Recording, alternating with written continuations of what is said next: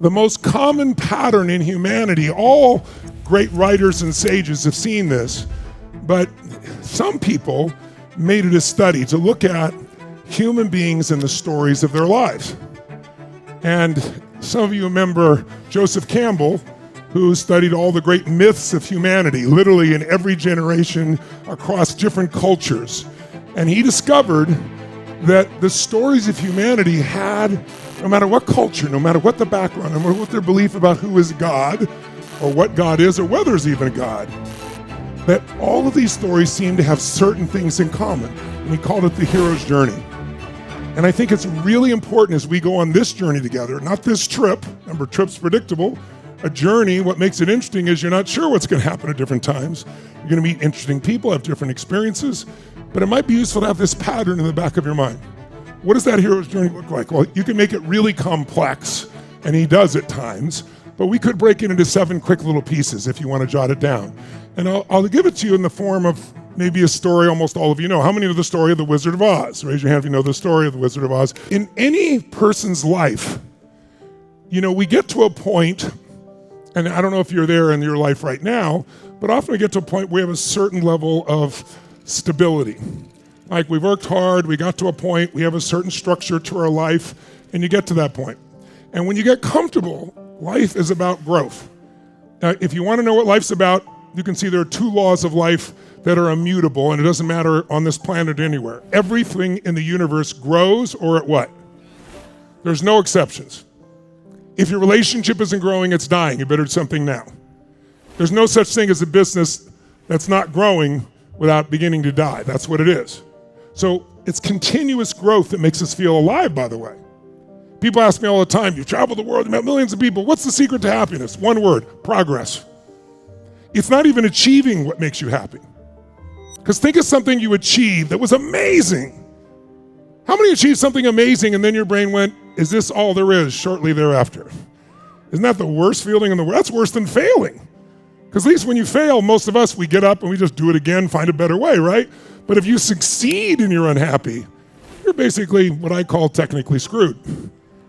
But on the other hand, there are times when you don't say, is this all there is? Who's had an achievement you worked your guts out for, you finally made it happen, and you were thrilled out of your mind, and you didn't have, is this all there is? Who's had an experience like that? Make some noise if you've had this, so I know you got it there.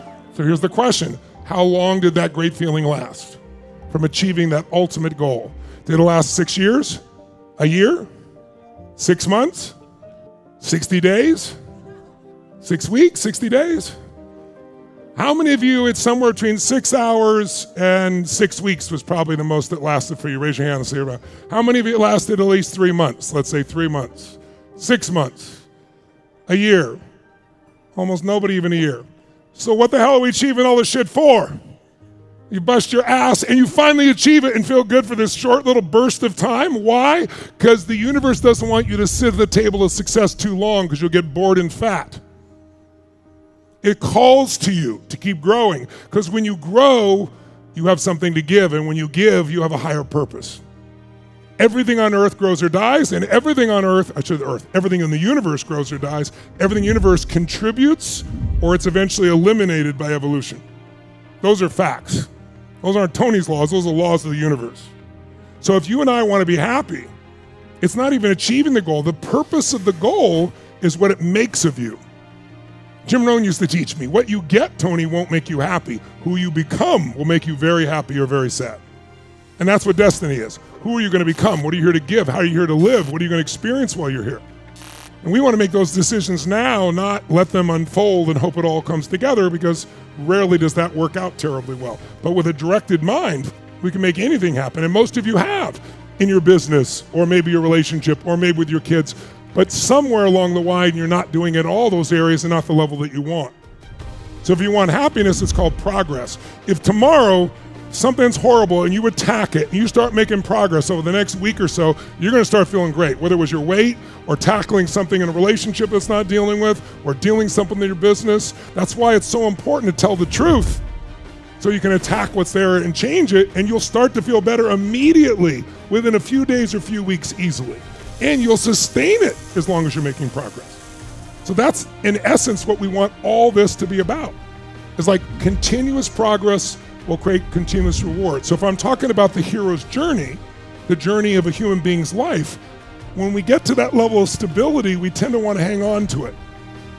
In a relationship, people want to be in a relationship, and it's uncertain and it's exciting. And then they get in a relationship and they don't want it to change, and then they try to hold it and control it. Well, any human being that's alive is going to change and grow. And when they change and grow, it scares people a little bit. They're trying to hold on to it. The more you try and control a relationship, the less love there is. And the relationship starts breaking down. So we need to allow ourselves to understand that you are going, if you get too comfortable, if you don't design something to make you grow, God or the universe, whichever one you believe is, I'm not here to tell you what to believe, but the God of the universe will show up, God or the universe, and challenge you to make you grow. And if you don't face the challenge, do it again. So here's what the stages look like.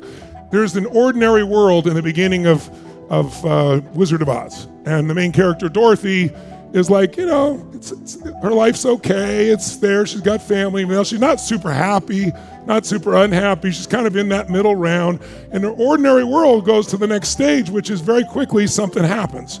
There is a call to adventure. Jot it down. That's the stage. You start wherever you were, and then you get a call to adventure. Now, sometimes the call to adventure comes by with someone says, you have cancer, or your brother or sister, mother or father, or someone you love does, or by the way, we're going to shut down your business, and doesn't matter you have a restaurant, there's this thing called COVID, and you can't open it. Or you have a gym, and of course we don't want people working out and getting healthy, so we're going to shut that down immediately, right? You know, it's like something happens that it's not usually pleasant. Those painful things in our life are always a call to adventure. They're a call to grow. They're a call to find something inside yourself, listen to me, that is superior to the circumstances you are in. We are not here just manage our circumstances. We were built as creators. We can create life on our terms, or we can manage the shit that's given to us. If you become a manager of shit that's given to you, you're going to be very miserable, and what will happen is life will come and give you more problems. Hoping that at some point you will finally wake the F up and say, okay, I'm going to take the call. But most people, when the call of ventures happen, try to refuse the call. They try to hang on to what they got. No, this, I need to keep it the way it is. This is how it should be. This is how it needs to be. This relationship, this business, this economy, this whatever, we got to keep it this way. But it's not going to. You're going to keep getting hit until finally you stop refusing the call and you go on the journey. And when you go on the journey is uncertain. Now listen to me, I'm going to give you a phrase right now that is one of the most important things I'm going to tell you this weekend, but I doubt seriously when I tell you right now it'll sound significant. But by the end of these days, you will remember and you'll see how significant it is. The quality of your life is in direct proportion to the amount of uncertainty you can comfortably live with. I didn't say the amount of uncertainty you can survive. Why is that so important? Because all growth happens in the world of uncertainty. In fact, jot this down. All passion is found in the world of uncertainty. There's no passion when you're absolutely certain. If you know what's going to happen, when it's going to happen, what someone's going to say, when they're going to say it, what they're going to do, in the beginning it feels good, right? Because you feel like you're in control. But after a while, what will you feel if you know what's going to happen, when it's going to happen, how it's going to happen every single day? What will you start to feel? Shout it out. What? Bored out of your mind. That's why God, in her infinite wisdom, gave us the need for uncertainty. We need certainty, but we also need uncertainty. It's the second human need that we talk about, right? Certainty is a survival mechanism. If I'm certain I can be comfortable, I can avoid pain, I can be okay. But okay is not a life. That's why we need uncertainty as well. That's why we're given challenges. And if we don't take on the challenge, we'll get more of them until we're willing to go on the passion trip, the adventure, the place where we're not certain, which is where the growth will happen. And here's what happens. If you commit and start to go on that road, which she gets swept up by a tornado, as you call, that disrupts her little ordinary life, and she's fighting to hang on and stay where she is, but it overcomes her, and she wakes up in a colorful land with little people and witches and shit and wizards. Like, what the hell's going on here? She doesn't know what's going on. But when you go on the journey, you're going to meet new friends, and you're going to meet new mentors, and they're going to help you along the way. You have to trust by going on the journey that those friends will be there, those mentors will be there.